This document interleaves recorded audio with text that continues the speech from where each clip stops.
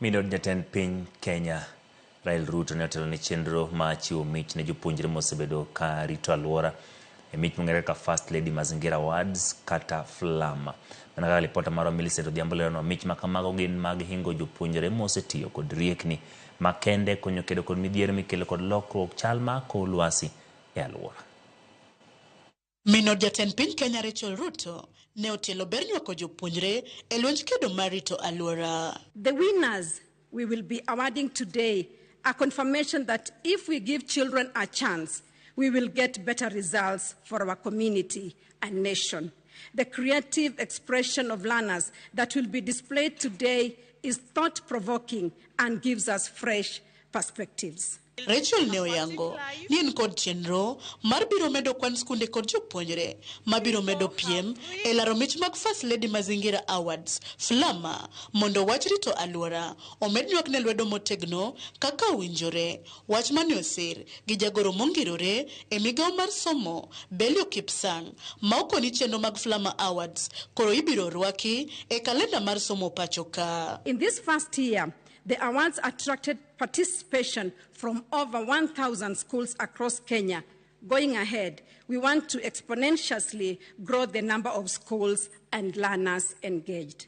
We are very happy that you chose our young ones to be the bearers of this very important activity that you are carrying on our behalf on issues environment. I would want to assure you that this activity of Mazingira Award will be aligned to our calendar of events in the education sector, so that annually, like our children come to State House during the Drama Festival State Concert, our children will be coming to State House on Mazingira Award.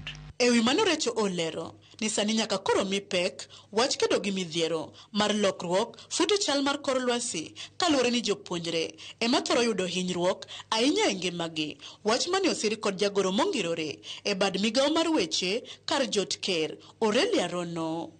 In 2022, when Kenya faced its worst drought in 40 years, it was our children who suffered the most.